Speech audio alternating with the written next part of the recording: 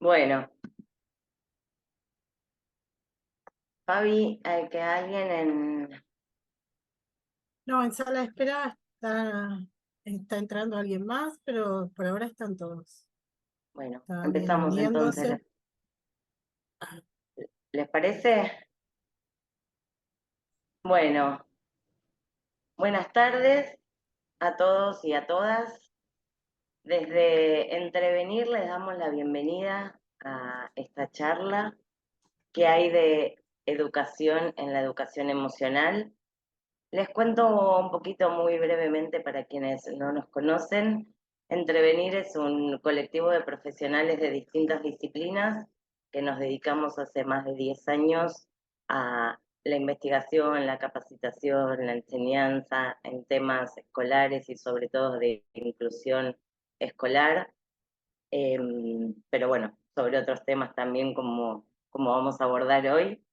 Eh, Nos orienta el psicoanálisis, eh, compartimos esta posición y nos llamamos Entrevenir, un cortito también, así le doy la palabra a Dani, pero eh, porque apostamos a poder encontrar esos modos, poder encontrar ese espacio, esa distancia que permita salir de lógicas intervencionistas y de subjetivantes.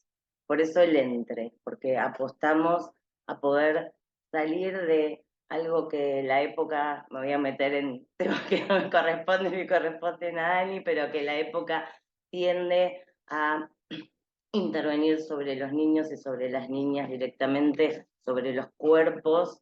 Bueno, todo lo que venimos trabajando, las nociones y conceptos que venimos trabajando, intentamos apostar y salir de esas lógicas intervencionistas como las nombramos.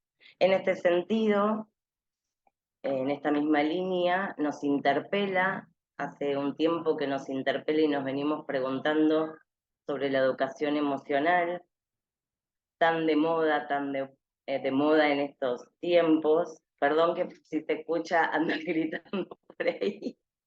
Eh, bueno, y tratando de encontrar respecto a este tema algunas orientaciones con fundamentos y nociones que nos permitan pensar este tema. Eh,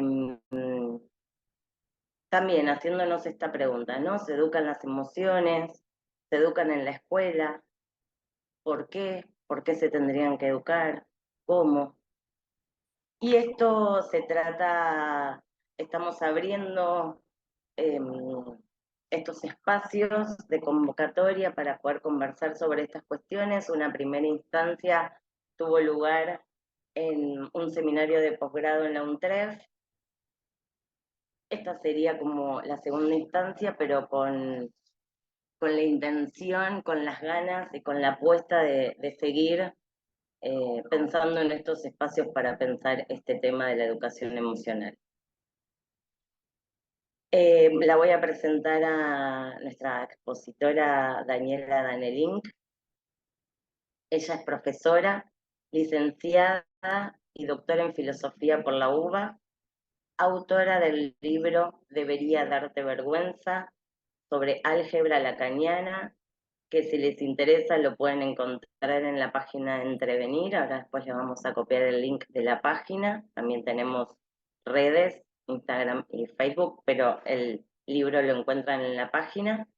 Es autora de varios artículos sobre inclusión escolar y psicoanálisis teórico, docente de la Diplomatura en Inclusión Escolar de la UNTREF, porque algo que no dije y ahora aclaro, los miembros de Entrevenir somos parte de una diplomatura en la UNTREF en inclusión escolar. Daniela es parte del cuerpo docente, miembro de Entrevenir y del Laboratorio de Políticas de lo Inconsciente. Les vuelvo a dar la bienvenida a todos y a todas y les cuento que la charla dura aproximadamente una hora. Al final va a haber un tiempo para el intercambio y preguntas, pero también si quieren, para ir agilizando, lo pueden ir poniendo, escribiendo sus preguntas o sus comentarios en el chat. Dicho todo esto, le doy la palabra a mi compañera Daniela. Muchas gracias, Georgie. Bueno, buenas tardes, bienvenidos, bienvenidas a todos. Es una alegría, la verdad, que seamos tantos y tantas que nos encontremos hoy, en noviembre, cuando ya va quedando poco en el frasco. Y en esta semana, ¿no? Una semana electoral, a pocos días de las elecciones, que estamos todos tan tomados. Cuando pensamos la fecha para esta charla, dijimos, bueno, quizás no es un buen momento, quizás es mucho. Y por otro lado dijimos, bueno, quizás venga bien, ¿no? Un descanso, un recreo, poner la cabeza en otra cosa. Y esa otra cosa en la que vamos a poner la cabeza hoy, en esta hora, es la educación emocional. Yo voy a ir abriendo una presentación, les voy a ir compartiendo pantalla y abriendo una presentación que se demora un poquito. Y mientras tanto, me gustaría pedirles que me escriban en el chat, por sí o por no, por sí o por no, que me escriban, no, esto sí, llegan a esta charla con alguna idea de qué es la educación emocional, y cuando digo idea quiere decir un prejuicio, algo que leyeron en un post de Instagram, digamos, si saben más o menos, entonces ponen sí, o si no tienen ni idea de qué es la educación emocional y vienen justamente a enterarse, y entonces ponen no.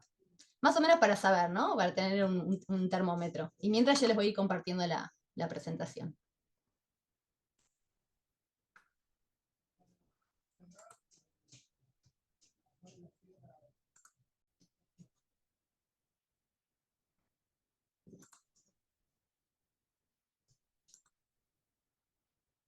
Bueno. Ah, no, esperen. Siempre hago el mismo error y me olvido de compartir sonido. Voy de vuelta.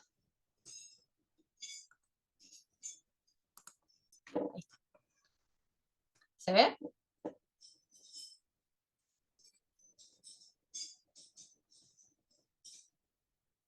¿Sí? ¿Ahí estamos? Bien. Perfecto. Perfecto. Bueno, muy bien. Bueno, acá está esta hermosa presentación que hice con todos mis talentos de diseño gráfico. Lo primero que quiero decir para arrancar la presentación que vamos a hacer sobre educación emocional, y esto un poco por formación profesional, ¿no? Como decía Georgina, yo soy filósofa, vengo del palo de la filosofía, y en ese sentido lo primero que me gustaría plantear es que la educación emocional como tema tiene mucha densidad filosófica, ¿sí?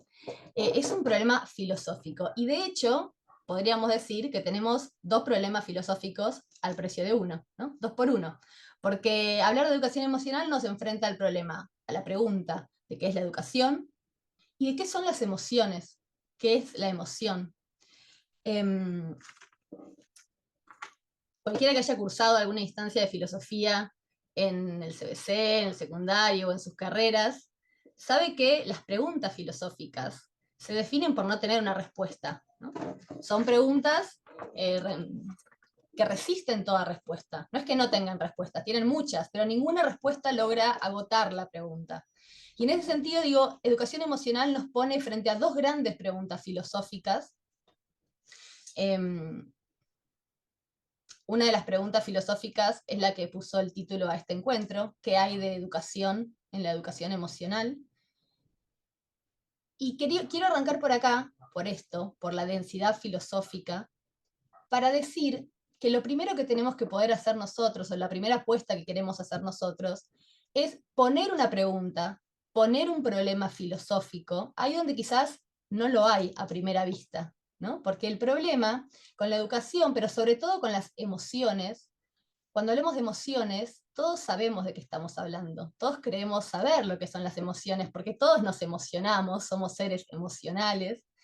Y en ese sentido hay una cita de David Le Breton, un antropólogo, que dice que la evidencia es el camino más corto del misterio, ¿no? Cuando algo nos es evidente, nos es obvio, es el camino más corto al misterio, a la, es la misma idea de un exceso de luz que nos ciega, ¿no? Cuando algo nos queda demasiado cerca, no podemos pensarlo. Entonces, lo primero que quiero decir como filósofa es que hay que poner una pregunta filosófica, o muchas preguntas filosóficas, entre nosotros y la educación emocional, para evitar esta trampa, ¿no?, de la evidencia, que todos creemos saber lo que son las emociones y lo que es la educación. Bueno, esto porque soy filósofa y porque me parece realmente importante, pero lamentablemente no tenemos tiempo para hacer filosofía en este encuentro. La filosofía requiere de una demora que no tenemos hoy. Entonces el objetivo de la charla de hoy no es tirar del hilo de estas preguntas filosóficas. Más bien, estar advertidos de que ahí hay un problema filosófico y vamos a dejar macerar esta idea. ¿Cuál es el objetivo de la charla de hoy, del encuentro de hoy? El objetivo es presentar a la educación emocional como una corriente, ¿sí?, con su historia propia, con sus referentes, que tienen nombre y apellido, ¿no?, con sus presupuestos, con sus controversias, con sus defensores y con sus críticos. Esto es decir, que la educación emocional, como la vamos a presentar hoy, como corriente, como constructo, es una manera, entre otras, de entender la emoción y de entender la educación. ¿Sí? Una manera, entre otras. Y acá quiero arrancar, el que avisa no es traidor, desde Entrevenir, nosotros no compartimos esa mirada. ¿Sí? Desde Entrevenir tenemos otra manera de entender, sobre todo las emociones, bueno, la educación y las emociones. Entonces, antes de ver qué es la educación emocional como este constructo, quizás haga falta, nos parece a nosotros, explicar por qué nos importa. O sea, si no estamos de acuerdo, si no suscribimos, ¿qué nos importa? ¿Por qué hacer, por ejemplo, una charla sobre educación emocional? O como decía Georgie, venimos de hacer un seminario de posgrado y el año que viene estamos pensando en instancias de formación. ¿Por qué? Bueno, tenemos nuestras razones. ¿Por qué nos importa instalar una pregunta por la educación emocional, ¿no? Instalarlo como problemática. La primera respuesta que les puedo dar es que está muy de moda. Hay una creciente popularidad de la educación emocional que, por ejemplo, la vemos en las redes, pero también la percibimos en las escuelas, en las demandas de las familias, en los consultorios. Por ejemplo, son pequeños datos, ¿no? Pero, por ejemplo, en Instagram, si ustedes buscan hashtag educación emocional, hay 506.205 posteos. Mientras que para la ESI hay la mitad. Y para educación especial, 175.000 posteos. Educación pública menos, educación inclusiva menos.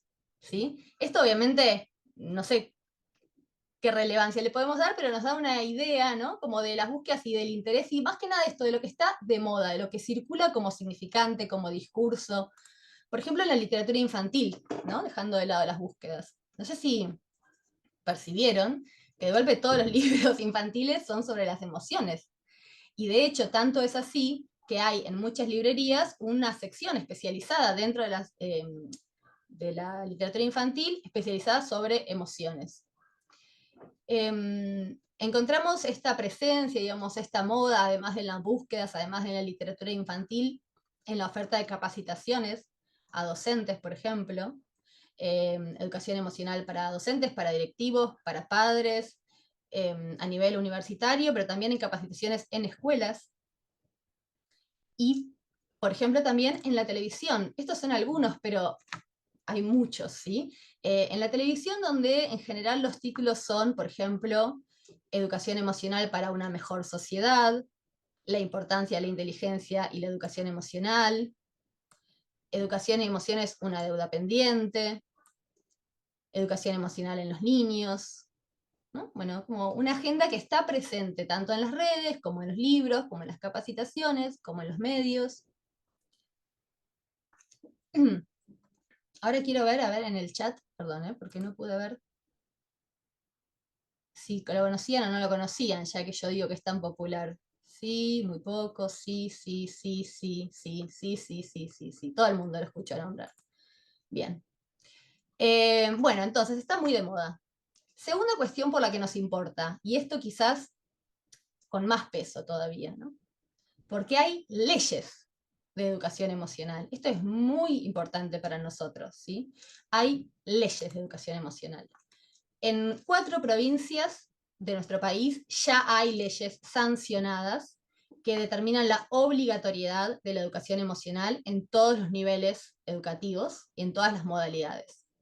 En Corrientes, en el 2016 fue la primera, Misiones 2018, Jujuy 2021, Tucumán 2022, pero mientras hablamos, digamos, hay hoy proyectos en muchas otras provincias, en la provincia de Buenos Aires, Santa Fe, Chubut, y también hay proyectos a nivel nacional de educación emocional.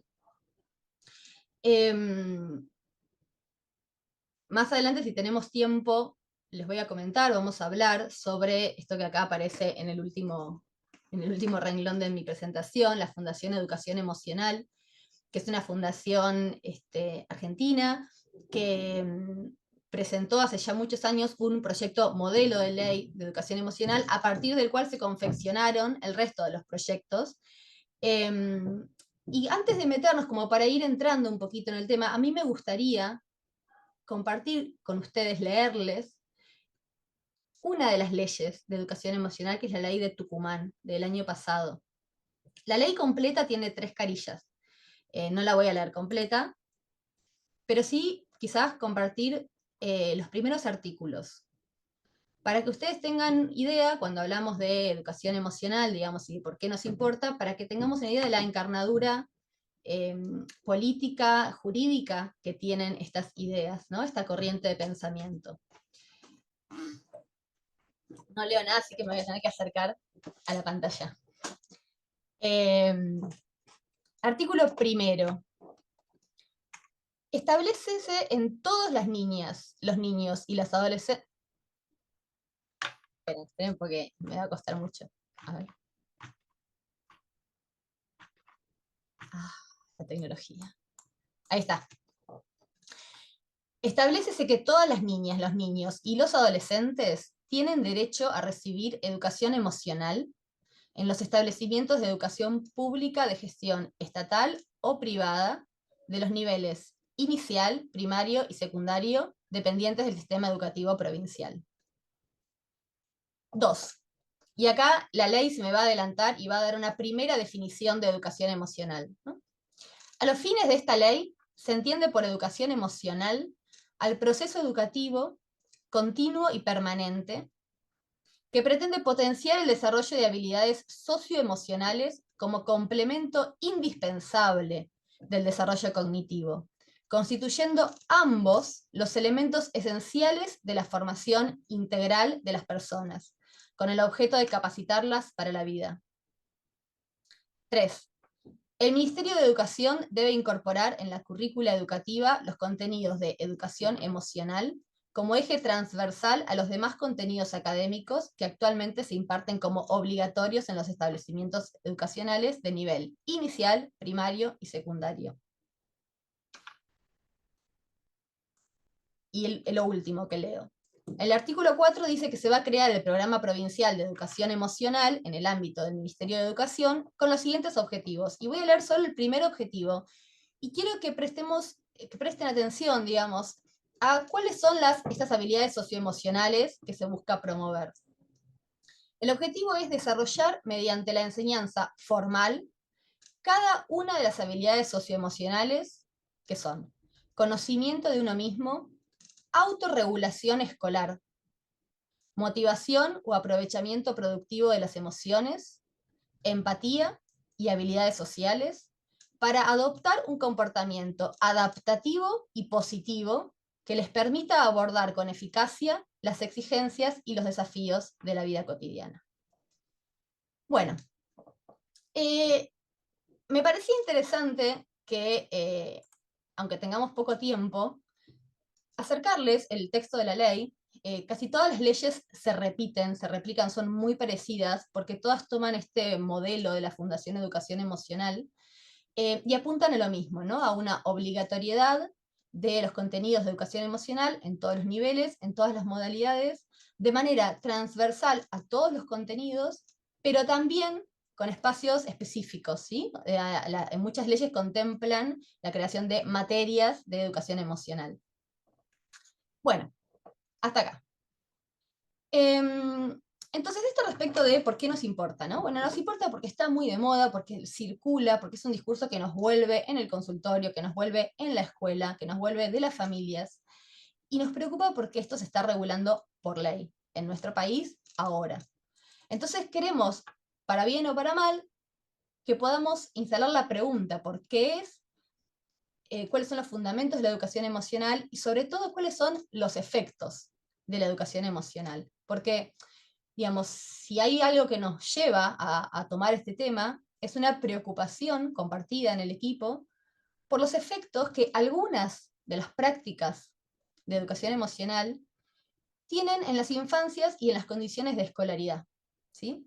Esta preocupación la dejo acá y la vamos a recuperar con algunos videitos al final de la charla. Bueno, entonces, ahí estamos. ¿Qué vamos a hacer? Vamos a tratar de ver qué es la educación emocional. Si yo tuviera que decir, ¿no? La educación emocional no es un invento, no es algo que se creó en 1830, digamos, es algo, tampoco es algo que apareció de la noche a la mañana, ¿no? Es una corriente, un conjunto de ideas que se fue constituyendo desde los últimos 30, 40 años, ¿sí? Y que abreva de distintas fuentes, ¿sí? Acá yo elegí algunas imágenes, quizás se estaban preguntando a dónde iban estos dibujitos que yo puse acá, pero es para transmitir la idea de que la educación emocional es como una molécula, ¿no? Una molécula compleja que se constituye a partir de distintos átomos, o como una poción que tiene que tener distintos ingredientes para que funcione, ¿no? O como un Frankenstein hecho con cuerpos teóricos distintos, pedazos de distintos cuerpos teóricos, ¿no? Esta idea de un agregado de distintas partes, y la educación emocional un poco es eso, ¿no? Es algo que se constituye a lo largo del tiempo con distintos saberes o disciplinas. Y se les quiero presentar, les quiero contar, como diríamos, de qué está hecha la educación emocional, ¿no? ¿Con qué se hace esta,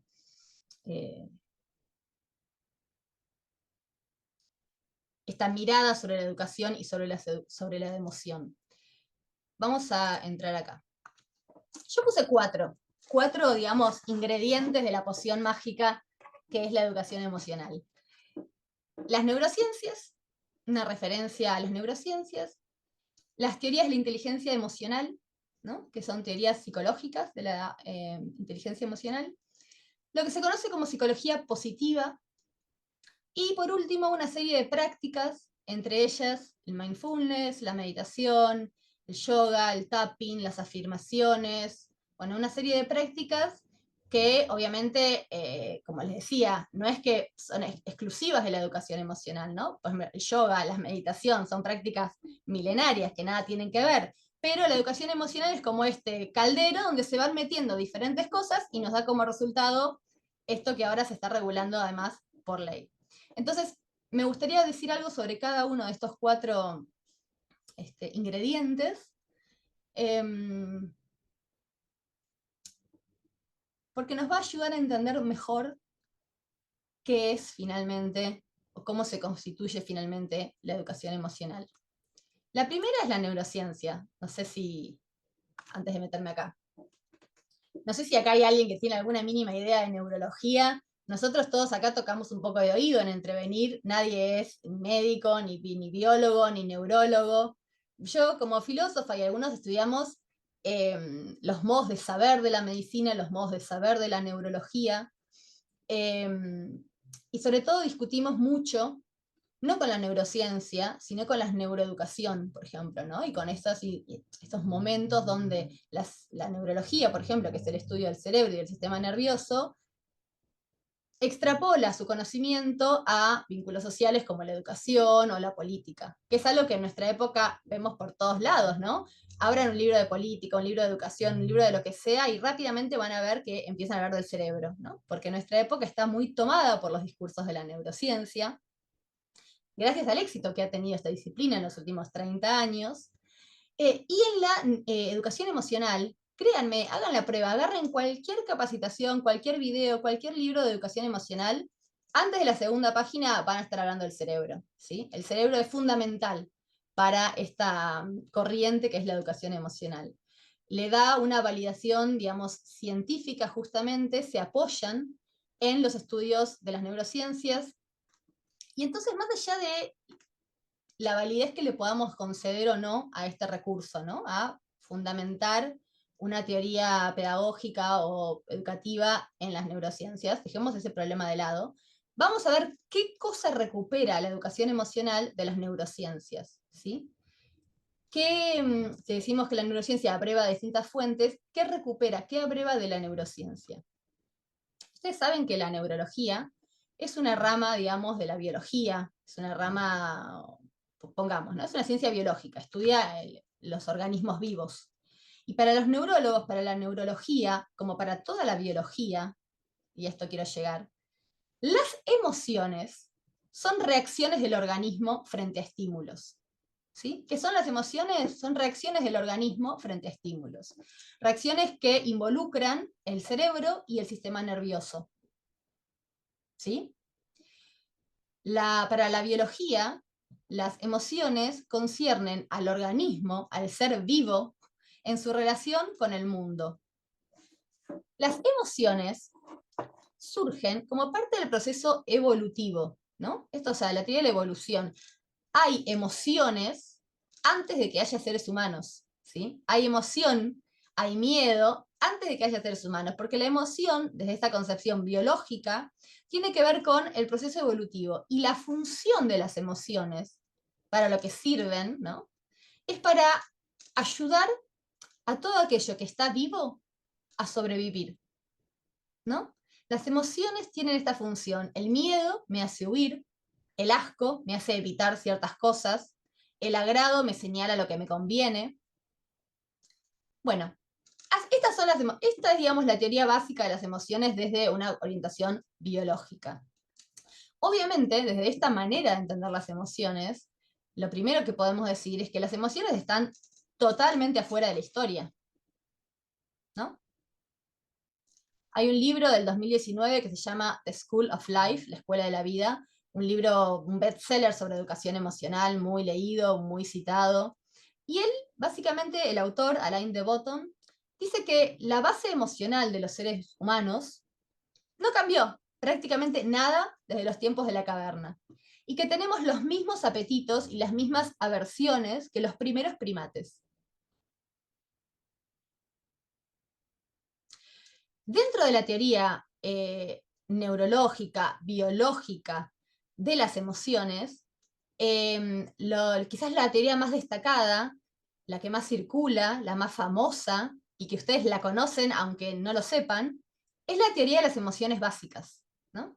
La teoría de las emociones básicas, que desarrollan algunos científicos como Paul Ekman o Robert Plutchkin, es la teoría que está en El monstruo de los colores, es la teoría de las emociones que está en la película Intensamente.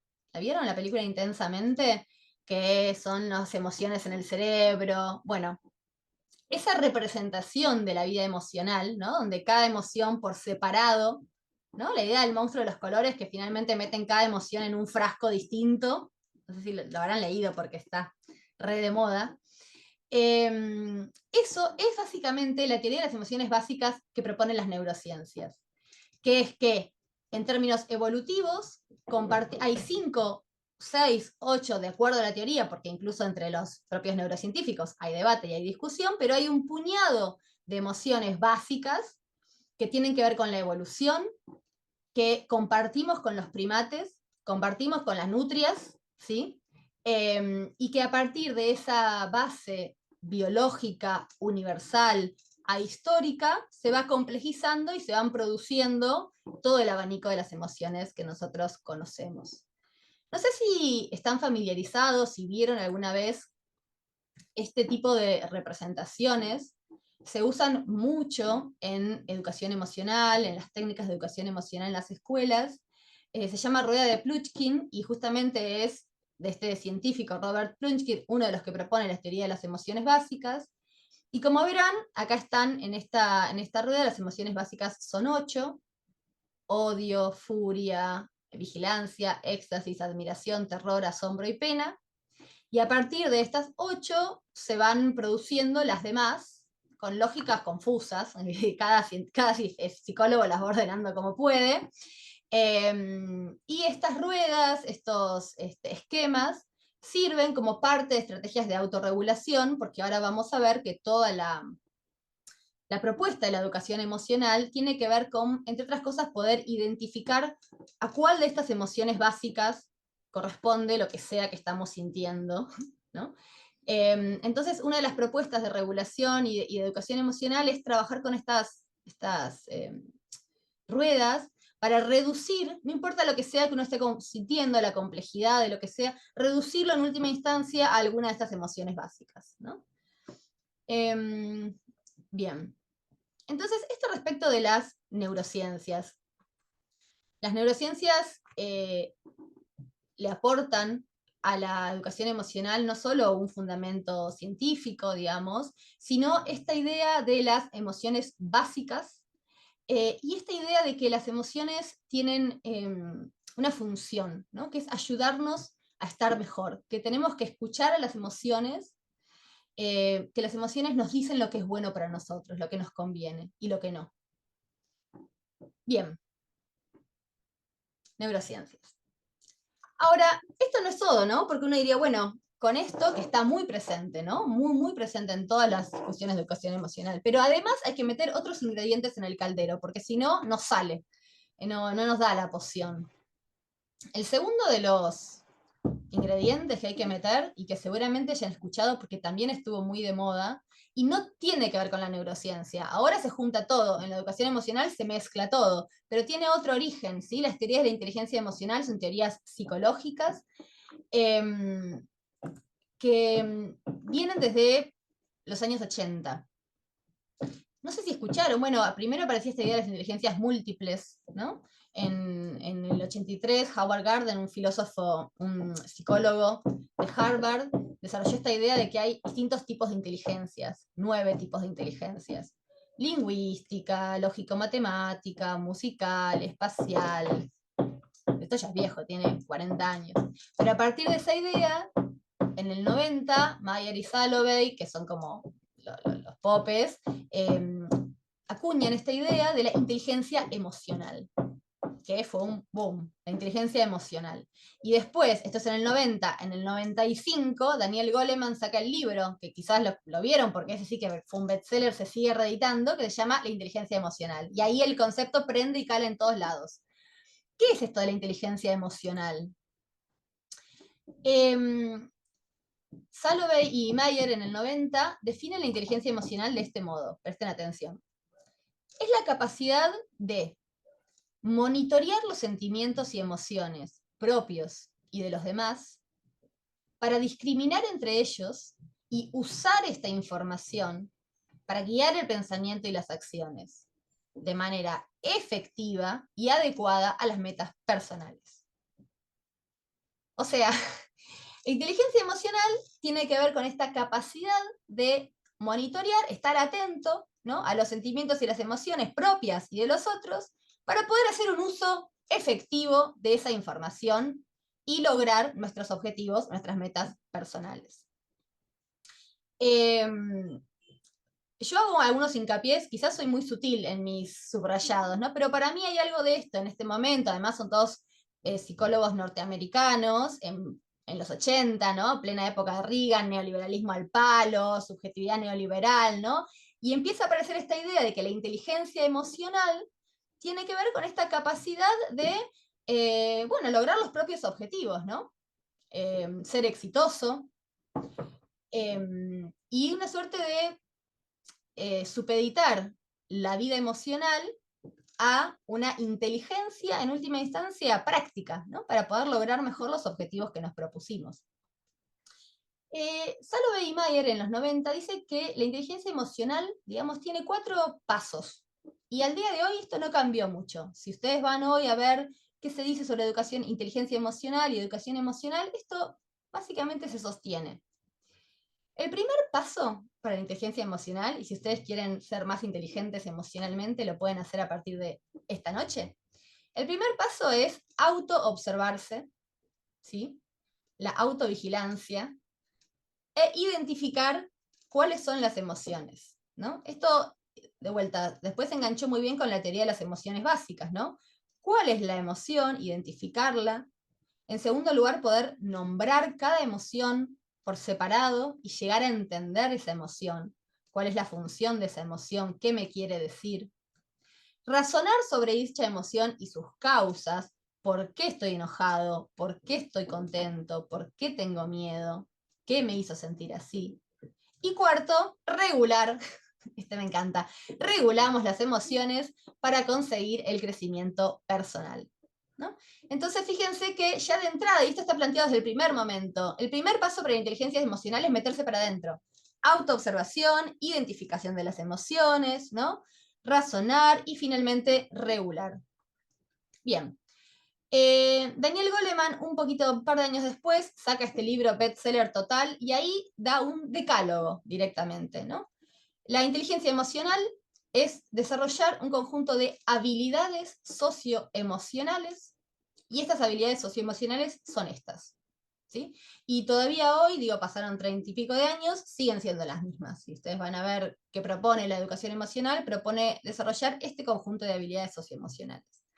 Primero, conciencia de sí mismo y de las propias limitaciones, de las propias emociones y de su expresión.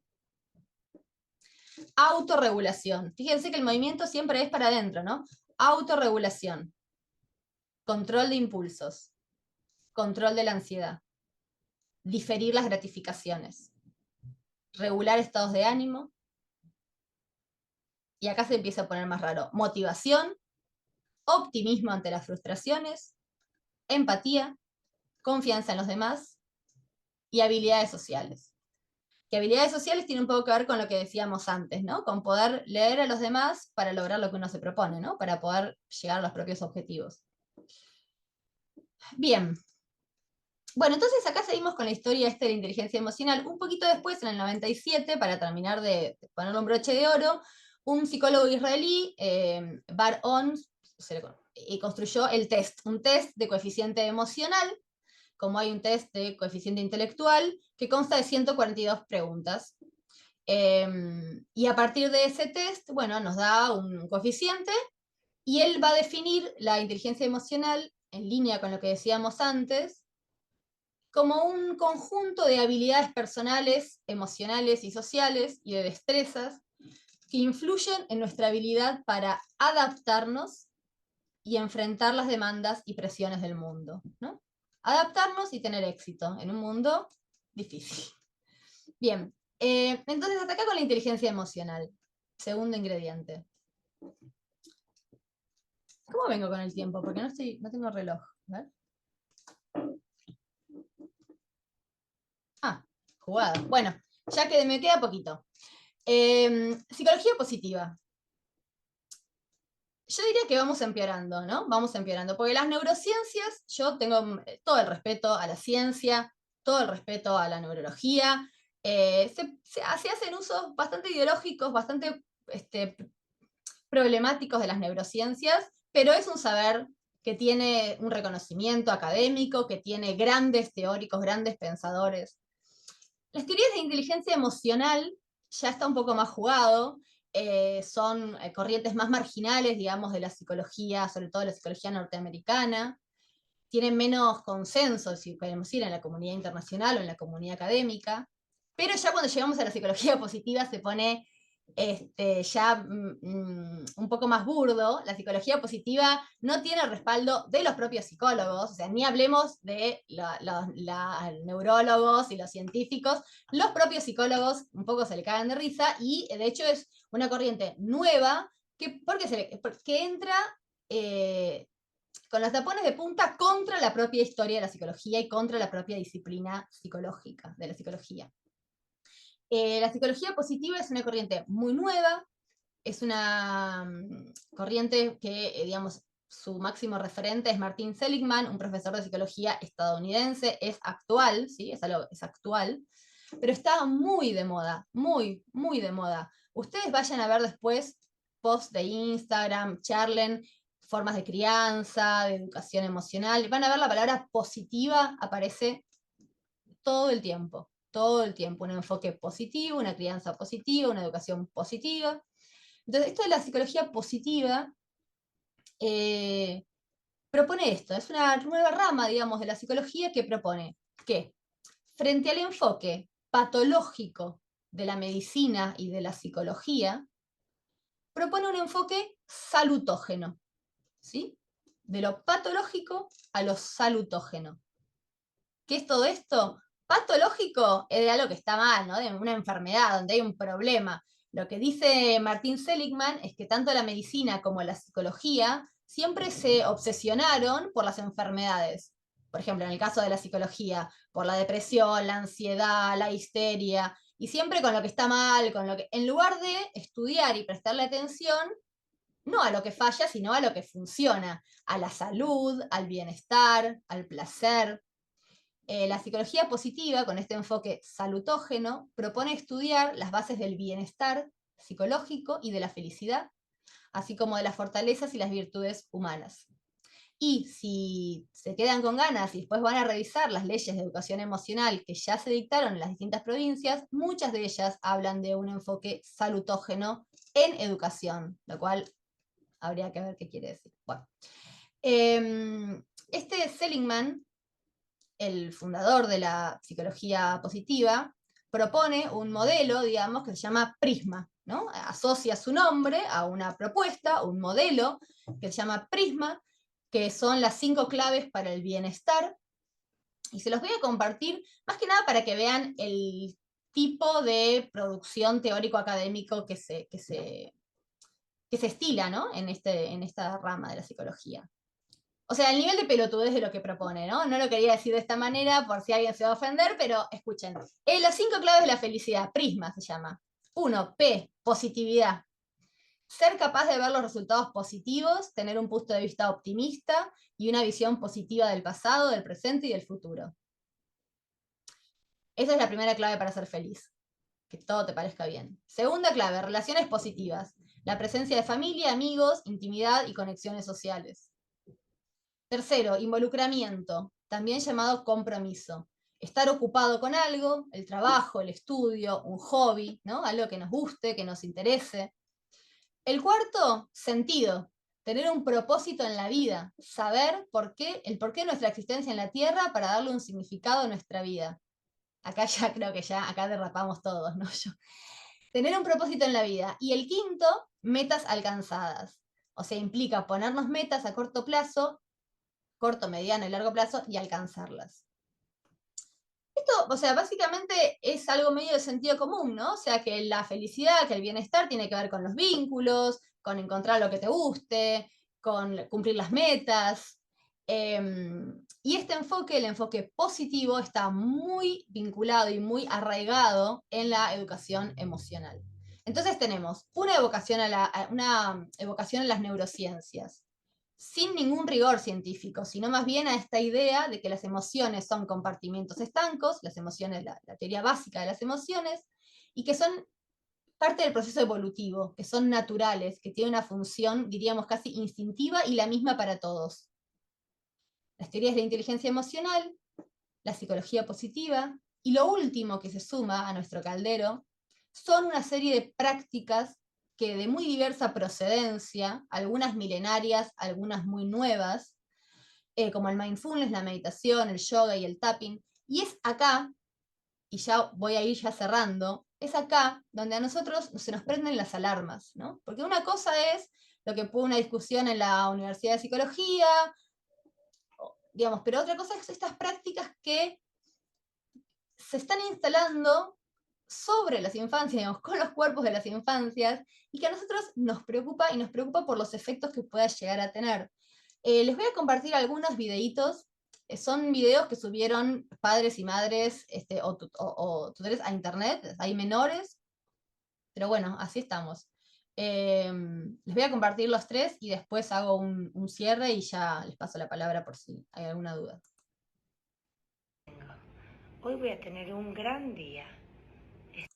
Soy muy inteligente. Soy muy capaz. Mis papás me aman. Estoy muy agradecido por todo lo que tengo. Hoy voy a tener un gran día. Estoy muy confiado y muy tranquilo. Yo estoy en paz. Soy muy feliz.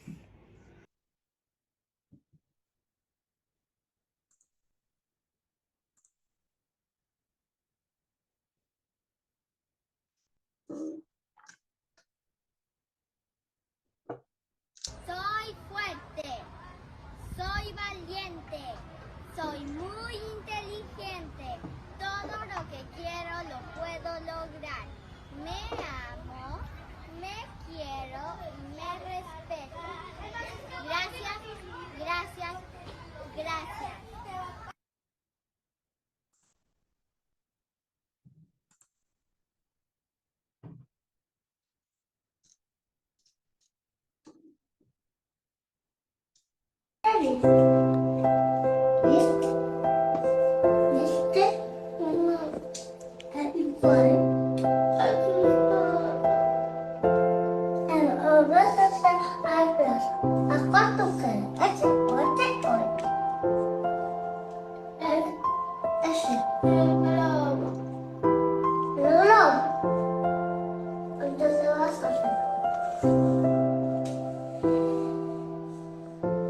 Ay, ¿cuánto pedo?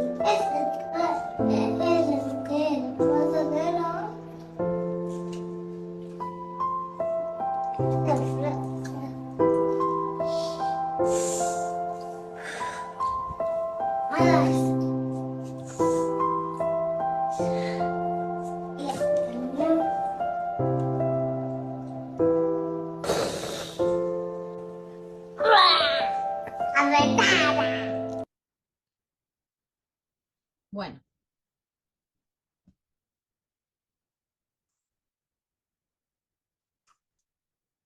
bueno.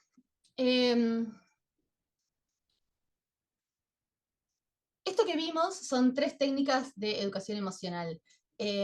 La primera se llama tapping, y son esos golpecitos que vieron que uno se lo hace a uno mismo o a otro, con afirmaciones. La segunda son afirmaciones. Y la tercera, esa pared que vieron ahí, se llama pared de regulación o de autorregulación.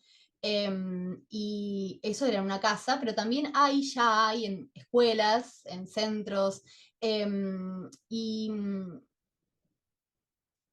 si bien nosotros, como les decíamos, en el encuentro de hoy no vamos a llegar a dar nuestro posicionamiento, algo ahora voy a decir, ¿no? Pero respecto de por qué a nosotros nos preocupa, o por lo menos nos parece que es importante que discutamos eh, estos ingredientes con los que se produce la educación emocional y también estas prácticas y estos efectos. Me gustaría compartir, para cerrar y para dar algunas de estas pequeñas razones, primero me gustaría compartir una frase, un fragmento de un libro de Tiffany Watt Smith, que se llama El Atlas de la Emoción Humana, que es muy lindo el libro. Yo tengo algunas partes que pude descargar, pero no lo pude conseguir completo. Pero ahí ella dice, y les quiero compartir esto y después sí dar un poco como nuestra posición. Ella dice así, dice, ¿qué es una emoción? En lo profundo de nuestros lóbulos temporales se encuentra una estructura en forma de lágrima llamada amígdala. Los neurocientíficos la denominan el centro de mandos de nuestras emociones. Evalúa los estímulos del mundo exterior y decide si evitarlos o acercarse.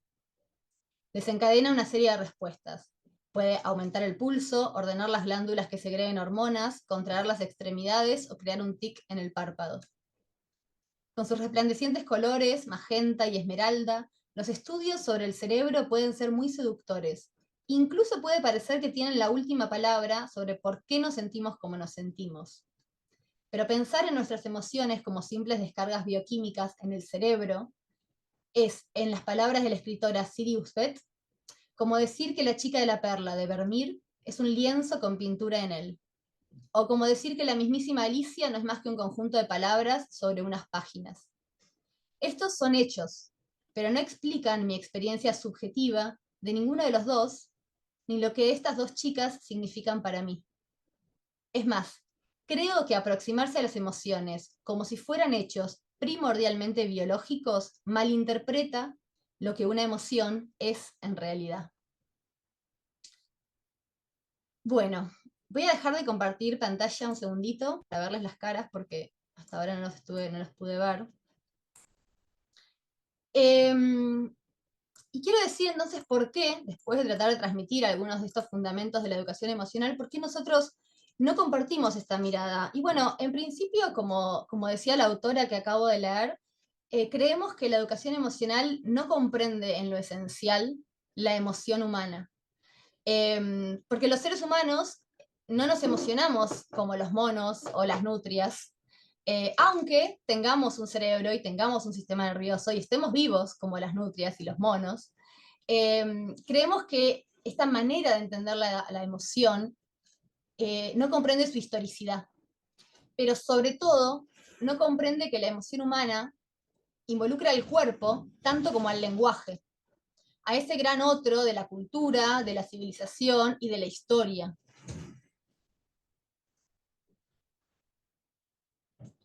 Nosotros entendemos que la emoción humana concierne a los sujetos, que es algo distinto que los seres vivos, ¿no? Concierne a los sujetos en sus relaciones con el mundo, con los demás y consigo mismos.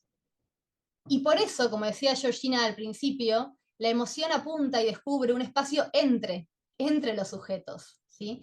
Apunta para nosotros, la emoción es una experiencia sensible del lazo social, es una experiencia sensible de ese espacio entre. Y del otro lado, la educación emocional nos parece que ubica las emociones primero en el cuerpo de cada uno, ¿no? Y después en la esfera privada de la autoobservación, del autoconocimiento, del autorregulación.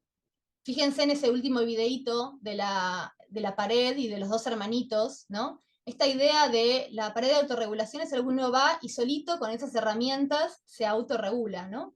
Nosotros nos parece que la emoción es una flecha al otro, un llamado al otro o una respuesta al otro y que no puede pasar por la vía de la autorregulación, autoconocimiento, autocontrol. Y para cerrar, y lo último que digo, nosotros venimos viendo crecer esta ola de la educación emocional hace 30 años, ¿sí? Primero en Europa, después llegó a nuestro país con las escuelas Waldorf, con las escuelas Montessori. Nosotros nunca le dimos mucha bola porque era una moda cultural, de escuelas privadas, de alto poder adquisitivo, ¿sí? Pero ahora nos importa, ahora creemos que hay que pensarlo, porque ya es ley en 4 provincias y porque puede ser ley en muchas otras y puede ser ley nacional. Entonces creemos que es tiempo de ver qué es la educación emocional, qué propone, cómo entiende la educación, cómo entiende las emociones y que nosotros podamos ir tomando una posición. Bien, yo iría hasta acá y no sé si ahora a ver si hay alguna pregunta en el chat, si alguien quiere hacer alguna pregunta o mis compañeros algún comentario. A ver, chat.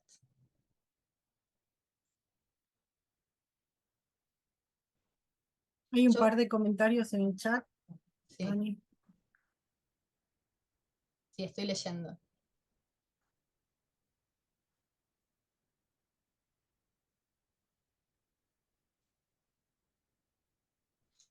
A ver, Mariel, la práctica de la tortuga. Sí, Necesito que me hola, cuentes qué es buenas la práctica de tardes. la tortuga. Hola, Mariel. Sí, hola, buenas tardes. Sí, Buenas lo tardes. escuché, digamos, no sé cómo funciona, pero incluso una maestra me dijo que había un video. Tiene un poco que ver con el tiempo fuera, me parece que es una mezcla del tiempo fuera, pero además esto de que el pibe se tiene que quedar solo,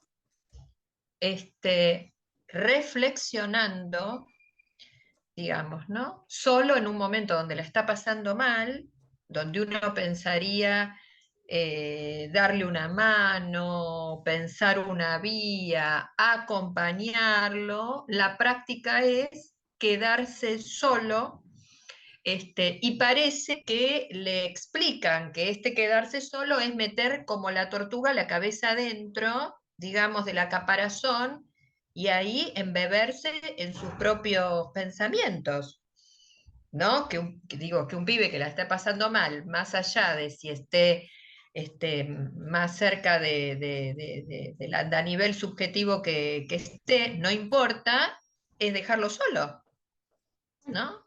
Bueno, ese dejarlo solo, eso es una manera muy resumida de decir algo que nosotros estamos tratando de nombrar. Claro, para nosotros hay algo de ese, dejarlo solo. Lo venimos trabajando, bueno, Georgina, lo venimos trabajando hace bastante, ¿no? Esta idea de la autorregulación, que es un significante amo de la educación emocional, ¿sí? La autorregulación está presente en muchas de las capacitaciones, de los documentos de educación emocional, y nosotros venimos pensando esto, ¿no? De la idea, bueno, en la escuela y en los vínculos hay un proceso de regulación, pero ese proceso de regulación siempre es con otro, no es autorregulación. Entonces, hay algo de la dirección, ¿no? Por eso me parece interesante. El primer paso de la educación emocional es, bueno, acá yo no tenía este término de la tortuga, pero es tal cual eso. Meterse para adentro, auto-observarse, ¿no? Todas las técnicas, una técnica de meditación, por ejemplo, que está muy vinculada a esto también, es lo mismo, ¿no? Cerrar los ojos para adentro. Entonces, a nosotros nos preocupa y además, bueno, muchas cosas me Y fueron esa quedando idea, afuera. discúlpame, la idea que vos decías de la vigilancia, ¿no? La idea de la Autovigilancia. vigilancia, la autovigilancia, eso Ujú. me parece que No, no me suena, y pero además, yo no llegué a compartirlos ahora, pero bueno, háganme el favor después de entrar a la Fundación Educación Emocional. La Fundación Educación Emocional representa, uno puede decir acá, como la ortodoxia, ¿no?, de este discurso. Encarna la ortodoxia en educación emocional. La Fundación Educación Emocional está presidida por un psicólogo que se llama Lucas Malaisi, que es como el promotor de las leyes de educación emocional en la Argentina. Y ahí hay un video, y una de las cosas que a nosotros nos preocupa, además de este dejar solo a las infancias, es otra cosa que aparece repetida casi siempre, que es la educación emocional como solución a todos los problemas sociales, subjetivos, políticos. En este videíto que les pido que vayan a ver, el diagnóstico, y el video dura 2 minutos. Ahora si quieren se los comparto, porque son 2 minutos.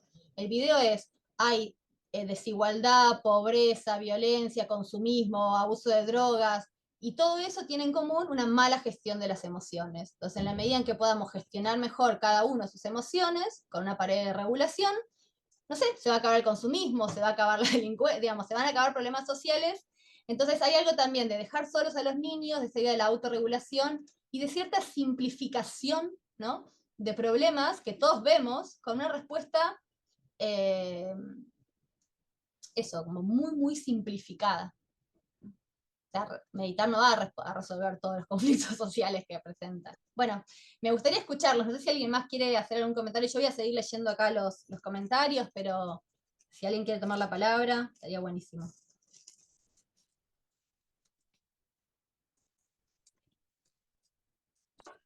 no, digo, me parece que esto que decís al final, ¿no? También tiene que ver primero con esa idea de que solo la gente se puede arreglar y salvar, así como otros decimos nadie se salva solo, o esta gente piensa que sí, y que hace todo lo posible por la ruptura del tejido social, que es una maravilla de lo humano, de lo humano en términos justamente, ¿no? De la distinción en el lenguaje, de la distinción en la presencia del otro, y que todas estas prácticas van a ese lugar, ¿no? A romper eso.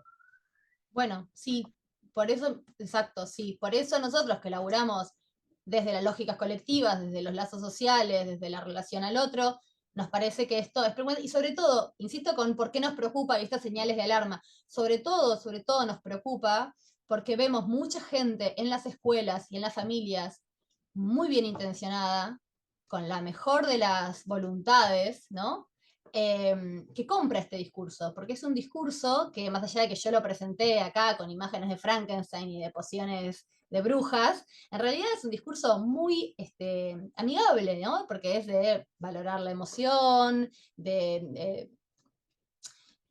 digamos, se presenta de una manera que es muy difícil Sí, encontrar porque casi argumentos. como, che, claro, che, ¿por qué no vas a querer estar bien? ¿Por qué no querés estar bien?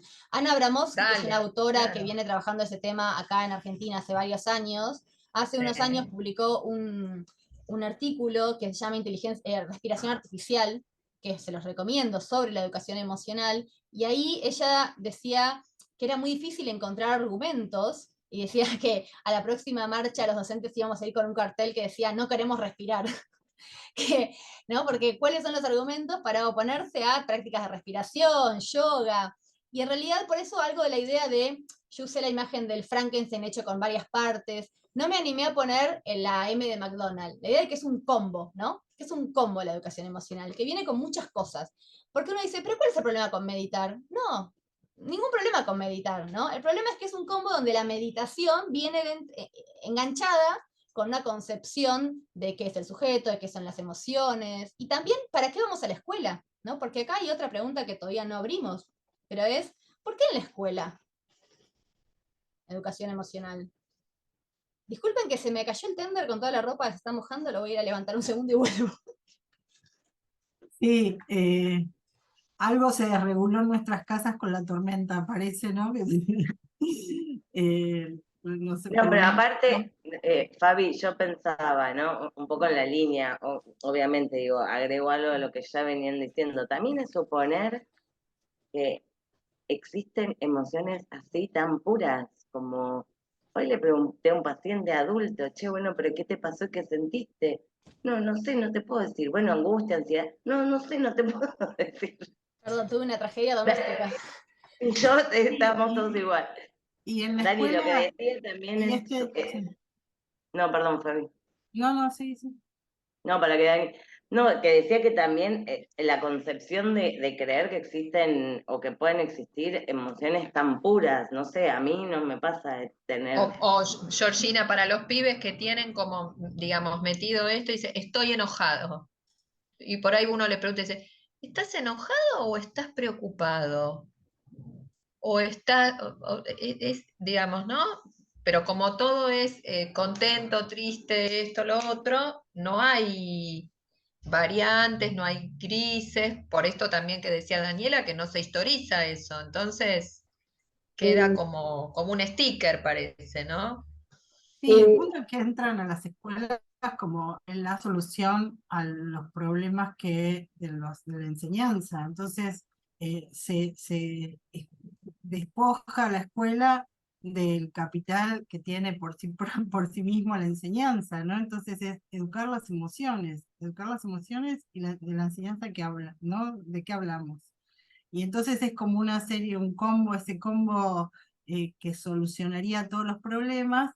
Y yo encontré el otro día con los problemas que empiezan a tener las recetas de educación emocional en las escuelas, y ya empiezan a venir las recontra soluciones a esos problemas, ¿no? Porque hay una Instagramer que ponen, ¿por qué no funciona el rincón de la calma en mi sala de clases, en mi clase? Ya no funciona el rincón de la calma, que era la solución mágica para los pibes cuando se empezaban a aparecer las conductas disruptivas, ¿no? Como le llamaban. Y bueno, ahora no funciona, ¿por qué? Porque olvidaste la corregulación, ya no se pueden autorregular. Ya la autorregulación no funciona más. Ahora lo que funciona es la corregulación.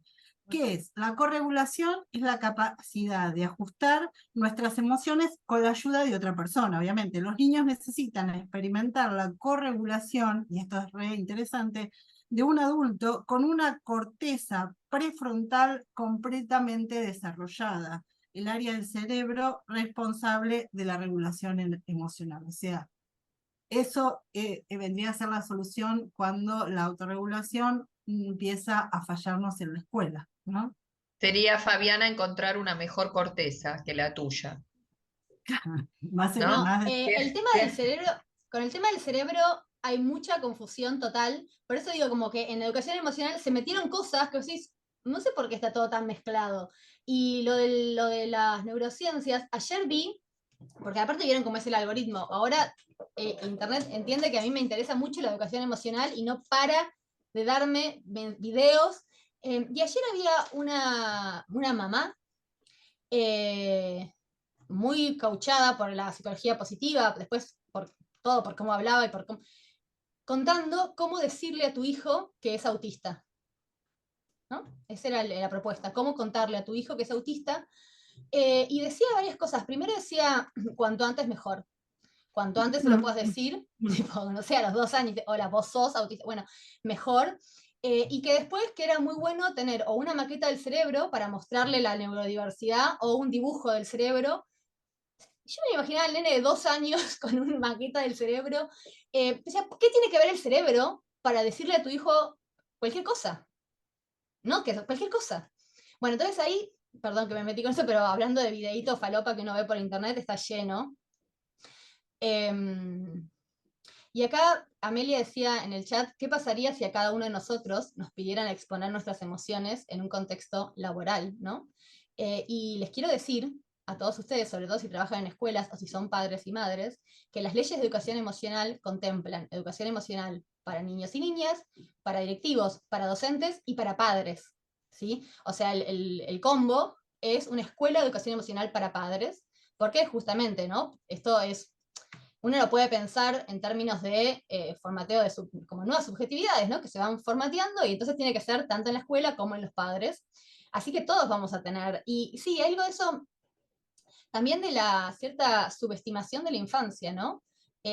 Porque en estas paredes de autorregulación, por ejemplo, donde vos te parás y hay caritas contentos y vos decís cómo te sentís, y en muchos de los videos los padres, los adultos, insisten, también lo usamos los adultos, en casa lo usamos todos, también los grandes. Y yo me imaginaba, si yo estoy enojada, me imaginaba a mí misma parándome enfrente de una pared, viendo, digo, pero o sea, me enojo más, me indigna. Y eso que para nosotros es una subestimación, ¿no? Y a los chicos sí se los proponemos.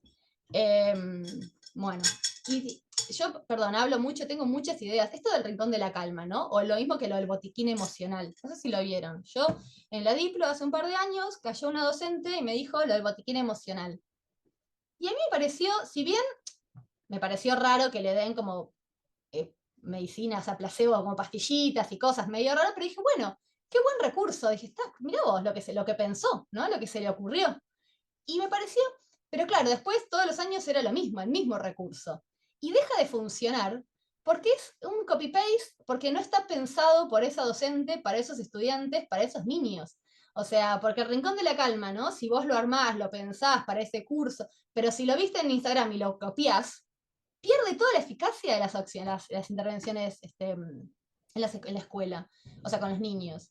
Así que nada, eso también me parece que es interesante, como algunas, no es un rechazo pleno, no es que si meditar no, relajarnos, el rincón de la calma no, algunas cosas uno las puede recuperar, ¿no? Pero tratar de ver cómo es un combo y cómo eso viene enganchado con un montón de otras presuposiciones de qué es la emoción, qué es la subjetividad, qué son los vínculos, ¿no?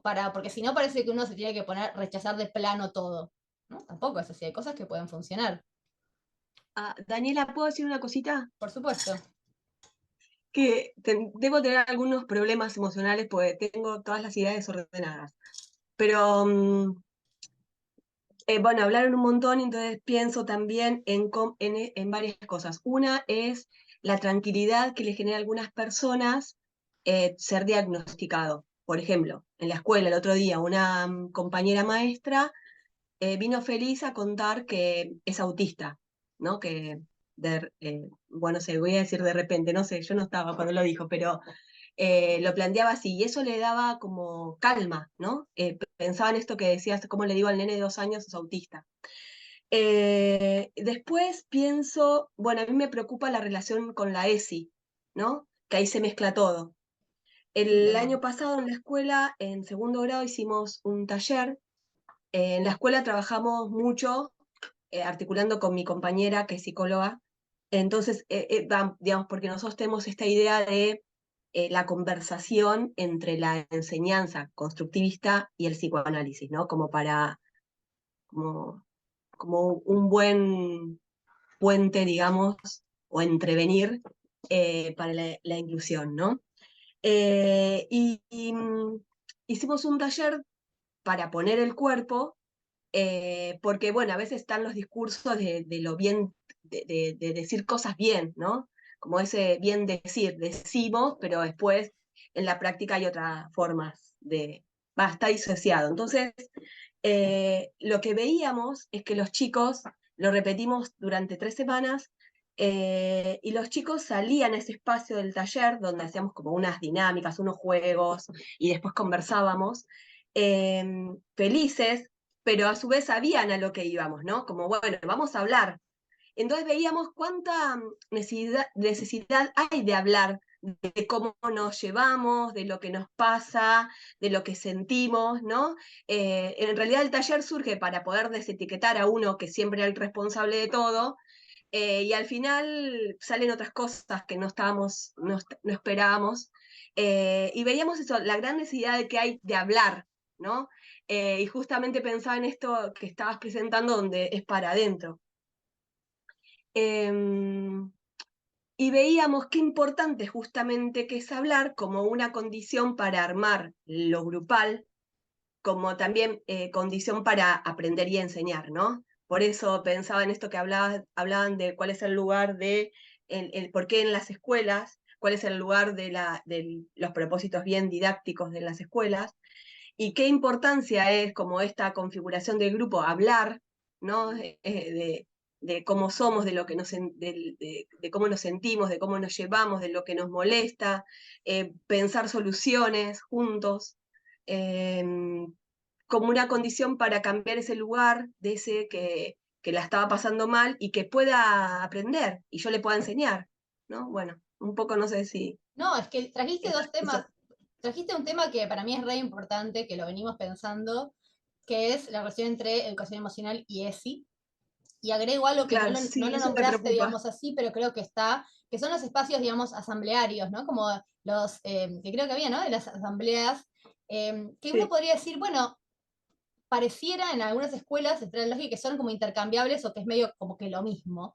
Y en realidad son tres, digamos, lógicas o maneras distintas de pensar, quizás sí, la afectividad, ¿no? Quizás eh, son modos de pensar los afectos y los vínculos, pero distintos, como que tiene distintos fundamentos. La ESI es una manera de pensar la afectividad muy histórica, muy politizada, muy vinculada, ¿no? A los discursos, mientras que la educación emocional, como decíamos, está más vinculada a los discursos neurocientíficos, a lo biológico, a estas emociones que son transhistóricas, ¿no? Estas son dos formas distintas. Y lo mismo, hablar en las asambleas, donde se habla de nosotros y del colectivo y de lo que vamos a hacer, no es lo mismo que hablar de cada uno lo que le pasa, ¿no? Cada uno como... Entonces es Hay un distinto. mensaje en el chat de Nora que dice, Nora, ¿querés decirle, comentarlo? Consejos de grado estaba planteado en los años 60. Sí, Que no es pero nada nuevo, ¿no?